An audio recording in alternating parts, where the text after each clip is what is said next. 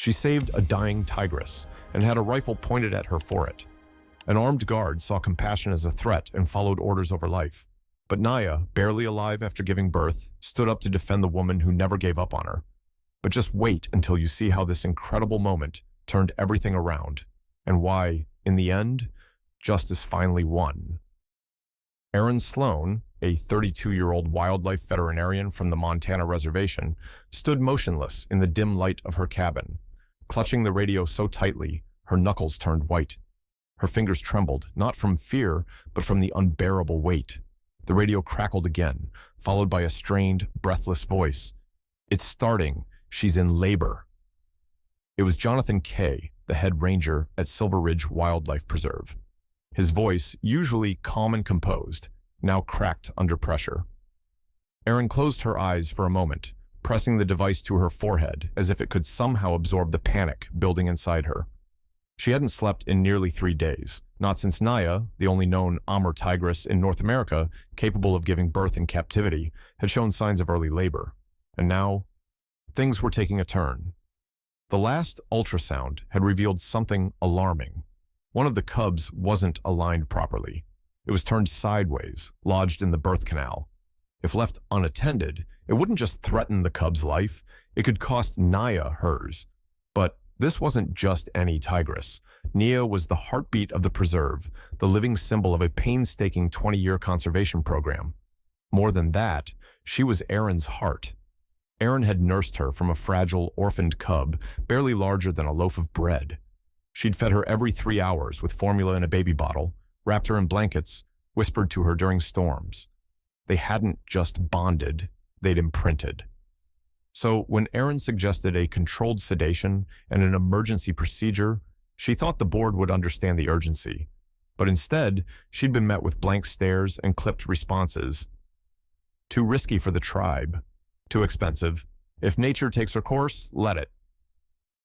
Erin had listened in silence, her face unreadable, but her jaw tightened, just enough for Jonathan to notice. An hour later, Erin was steering a dust-caked jeep down the dark, winding path to the containment zone. She didn't ask for permission. She didn't wait for backup. She knew time had run out. She arrived under cover of night, armed only with a medical kit, a flashlight strapped to her shoulder, and a quiet resolve. The gates creaked behind her as she stepped into the enclosure, a low fog clinging to the grass like a warning. Her boots sank into the soft mud. Somewhere in the shadows, a low, guttural groan made her stop mid-step. Naya, the tigress, lay on her side, her massive body shivering in distress. Her breathing was shallow, and her fur was streaked with sweat and fluid. The hay beneath her was soaked. 2 cubs lay nearby, barely moving, but breathing. The third, however, was nowhere in sight. Erin dropped to her knees, hands already reaching for gloves and gauze, her eyes locked with Naya's, glassy in pain but still conscious. "I'm here, girl," she whispered, her voice soft but certain. "You're not doing this alone." She pressed her hand gently to Naya's belly, feeling the faint movement inside. There was still a chance. But she'd have to act now, and it would take everything she had. Erin moved on instinct. There was no time to weigh consequences. She quickly unzipped her emergency pouch, pulled out a bottle of antiseptic, and doused her hands with shaking precision. Her gloves slid on like second skin. Every second counted. Naya let out a low, agonized groan, long, guttural, the sound of something ancient and hurting. Erin crawled forward on her knees, murmuring softly, "Easy, girl. I'm right here." She reached forward and gently placed her hand at the base of Naya's belly, feeling the tension ripple through taut muscle. She glanced down, searching. Then carefully, slowly, she eased her gloved hand into the birth canal. It was immediately clear. The cub was too large and lodged sideways. The position was wrong, completely. If the blockage held much longer, it could cause irreversible damage to Naya. Her body was already exhausted, trembling, dangerously close to collapse. Erin's heart pounded in her ears. Her training screamed protocol. Her mind screamed ethics. But her soul, it screamed, "Save her." "I'm sorry, baby," she whispered, voice cracking. I don't have a choice. She pulled out her scalpel. With a breath held so long it burned, she made a clean, careful incision. It was a maneuver no vet wanted to do alone, especially not in a muddy enclosure, without anesthesia, without backup, without anything but pure will and memory of textbooks. But Erin didn't hesitate. Naya flinched, but didn't resist. It was as if she trusted her. Moments passed like hours, and then movement. Erin felt it first as a shift of weight, then saw it as a tiny form, slick and still, began to emerge. She cradled the newborn gently into a towel, crumpled and soaked from her kit. The cub was limp, unmoving, not breathing.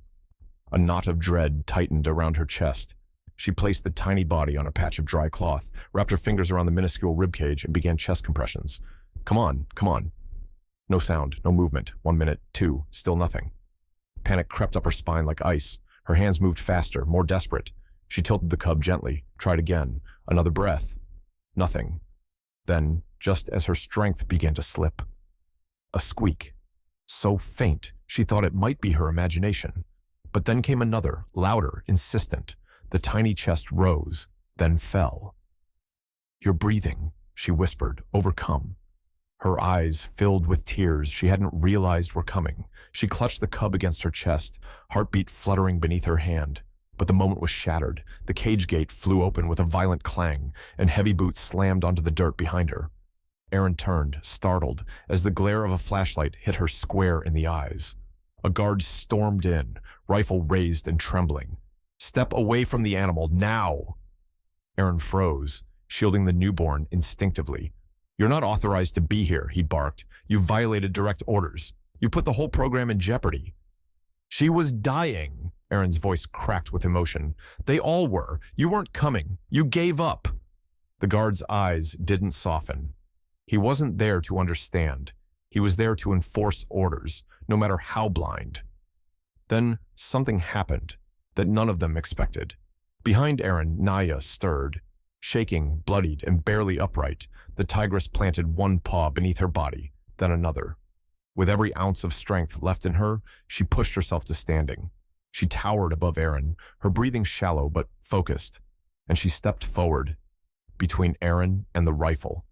The growl she released wasn't one of pain. It was protective, deep, thunderous.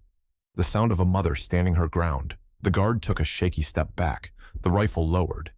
Slightly. Erin didn't move, didn't blink. She's protecting me, Erin whispered, barely audible. It wasn't just gratitude. It was recognition. A silent bond forged not by force, but by love and sacrifice. And for the first time that night, Erin allowed herself to breathe. The moment was brief, but unforgettable. Surveillance footage showed Naya, weak and barely standing after labor, rising to her feet and placing herself between Erin and the armed guard. Her body shook, but her intent was crystal clear: protect the woman who saved her. The guard froze, then backed away. Erin stayed on the ground, cradling 3 tiny cubs against her chest, eyes locked with Naya's. No words, just trust. By morning, the story had already reached national news. The footage went viral. Millions watched in awe as the bond between woman and tigress unfolded in raw, quiet power. #Erin and Naya lit up every platform. Viewers demanded justice, not for rules broken, but for life saved. Faced with public outcry, the board backed down. Erin wasn't punished. She was promoted. Silver Ridge built a new exhibit beside the enclosure: courage and motherhood. Now, Erin still visits often. Naya rests in the grass. The cubs are growing, and sometimes, as Erin leans against the fence, she whispers, "You saved me too." And for a moment, the world feels exactly as it should.